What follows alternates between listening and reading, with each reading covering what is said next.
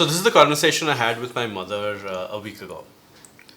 She says, how do the Mehtas have so much money? So I'm like, okay, which Mehtas? She's like, no, they bought WhatsApp. Like, what? What are you talking about? She's like, no, like, did you know WhatsApp is now owned by Meta? I'm like, what are you talking about? And I'm like, oh, get it. I'm like, Mom, it's Meta, not Meta. Like, so my mom uses WhatsApp. At the bottom of WhatsApp, it says, a Meta company.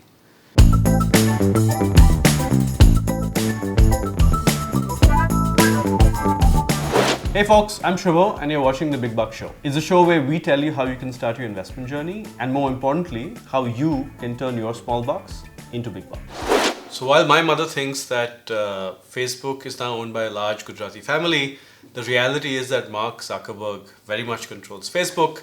It's been renamed Meta and we'll get into why. But more importantly, Meta actually has some very interesting social media assets. It has Facebook, it has WhatsApp, it has Instagram. 3 linchpins of our digital social network, so to speak. I don't know too many people who don't use at least one. Most people I know use all 3. And our lives, have really fundamentally changed since 2012 when Facebook's adoption, Instagram's adoption, WhatsApp's adoption took off through the roof. So let's come back and talk a little bit about why did the name change, right? You're like, look, I know Facebook, I may love Facebook, I may hate Facebook, but I use it.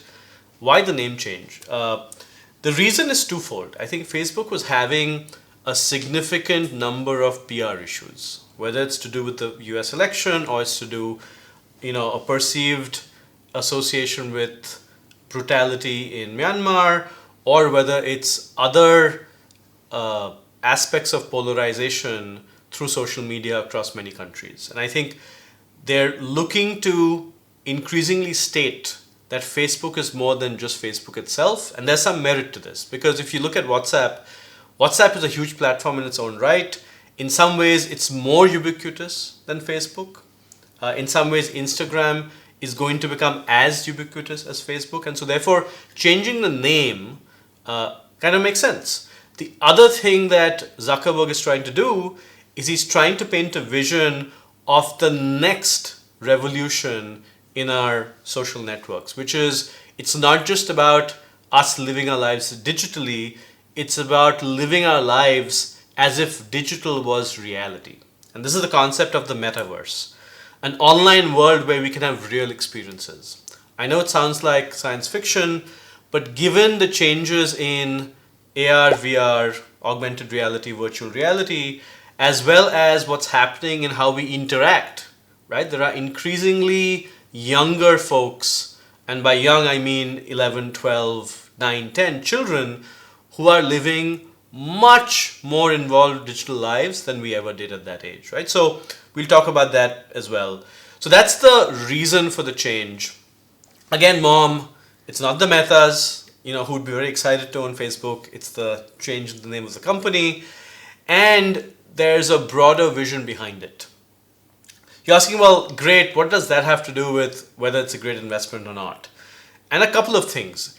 If you fundamentally believe that Facebook will become the linchpin of the next iteration of social networking in a way that is even more integral to people's lives, where now they're living their actual lives, not just posting, but living their lives on the social network in real ways, that company is going to be worth much more.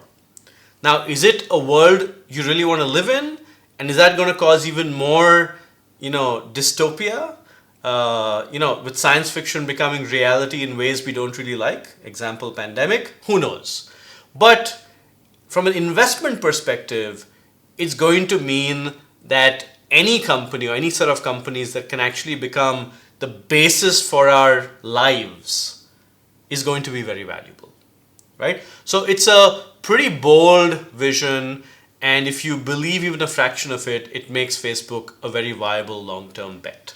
So let's talk a little bit about the value that Facebook's already created. Facebook's IPO was in 2012. and the value at the IPO was back then a shocking value of about, a little more than $100 billion. And it recently reached $1 trillion. So it's actually doing quite well from a value creation perspective. The reason I've been talking about, the vision Zuckerberg is outlining and how that could add value is really entrenched in how our 8 to 12-year-olds are interacting with reality. My son looks at a screen and assumes that if it's not a touch screen, it's broken. Buttons have no meaning because he's never seen a device with real buttons. It's all voice activated or motion activated or, swiped, right? And increasingly, these are true digital natives who will think nothing of living their entire lives in a virtual or an augmented reality environment, gaming, socializing, and so on. I recently went to a birthday party for 14-year-olds where while they were sitting within 3 feet of each other, the conversation was all happening through apps on their phones. Now, that's strange, but it's not stranger than us having to wear masks and getting booster shots for a global pandemic that, we've seen in many movies, but we never thought would be real. So science fiction these days has a way of becoming reality. How does Facebook make money, and in the future, how will it make money? Let's talk about that. Today, like most other global technology service providers, right? And Facebook is a service provider, a social network service provider. Facebook makes 97% of its revenue through advertising. All your likes, all your posts, all your follows, all your reels, all of that, all your messages result in ad revenue of some form or the other. That's how it makes money today. Facebook is trying very hard to change that. They're looking to develop gaming, they're looking to develop interactive virtual environments, they're looking to figure out how to use messaging and monetizing that in a way that's not purely ad driven. And I think over time, these efforts will pay off. And so therefore, over time, Facebook's revenue model, or how it makes money, will move from purely advertising to a mix of advertising, fees, and honestly, people transacting, right? Increasingly, Facebook Marketplace and the ability to sell through Facebook is becoming more important. More importantly, as Facebook has demonstrated, make some pretty reasonable bets. When it acquired WhatsApp, everyone thought Zuckerberg was overpaying. If you now look at the reach of WhatsApp and what it's doing, you'd be quite comfortable saying, man, that was a steal, right? The 18 billion you paid for WhatsApp, that was a great move. And I expect Facebook, which has a fairly strong cash position, to continue to make bets in the space and really look to cement its position as a linchpin of the future social network of the world. So that comes down to how should you think about your strategy as it relates to Facebook. And again, I've said this before across a bunch of our trillion-dollar club players. If you fundamentally believe that this is a company that will continue to be ubiquitous, and I for one think it's likely, then make a bet and it's a fantastic long-term play. If you believe that there are chinks in the armor, and I'll give you an example of a chink in the armor, increasingly, while a lot of the world is on Facebook, there is also some early signs of disenchantment, right? The number of active users isn't growing as strongly. People are moving to other platforms. And there's some element of increasing awareness that, hey, this is disrupting my life and disrupting in ways that I don't like. I'm talking about polarization. I'm talking about, likes really amplifying content you don't want to see or you don't want your kids to see. And so there is some of that dynamic that poses a real risk. There's a real reputational risk. There's a real regulatory risk. Increasingly, Facebook is coming under scrutiny for antitrust regulators across the world, and maybe someone will bite the bullet and, regulate Facebook in a way that it doesn't want to be regulated. So there are some real risks. If I were to be honest, I am not as bullish about Meta as I am about some of the other $1 trillion club members. If you look at, we've covered Google, we've covered Microsoft, we'll be covering Amazon.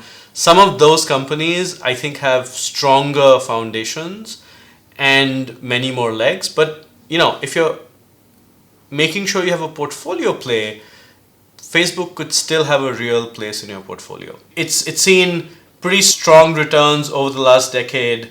I think it's showing you reasonable returns year to date. And really the question is, do you believe that it has a place in your portfolio? And most, reasonable people would say, yep, place a bet, but don't, put all your investments in it for sure. So as you can see, I'm a bit more balanced on this $1 trillion club member. So, you may have made up your mind that, hey, I want to invest in Facebook. That's great. If you do, you can go to my favorite app, Appreciate, and quickly type in Meta and execute a transaction in one click. If you haven't and you'd like to know more, you can do what you did for other stocks and type in either Facebook or Meta or Instagram, see what comes up. You'll see a stock page that gives you information about the stock. You can understand analyst recommendations and really use that resource to help you make up your mind, not now, over time, as to when the right time is to invest. And if you would like to invest, how do you do that with a better understanding of what you're getting into? So that was my take on Meta. Mom, if you're watching this, remember, Meta, not Meta. This is Shubho signing off for The Big Buck Show. Hey folks, thanks for watching The Big Buck Show. And tell us how you thought about this episode in the comments below. Subscribe to our channel, please, and hit the notification bell so you get a notification next time a video shows up. Also, don't forget to follow us on social media. We have a Twitter channel, a YouTube channel, and of course, also an audio podcast. And hey, continue watching us so that you can turn your small bucks into big bucks.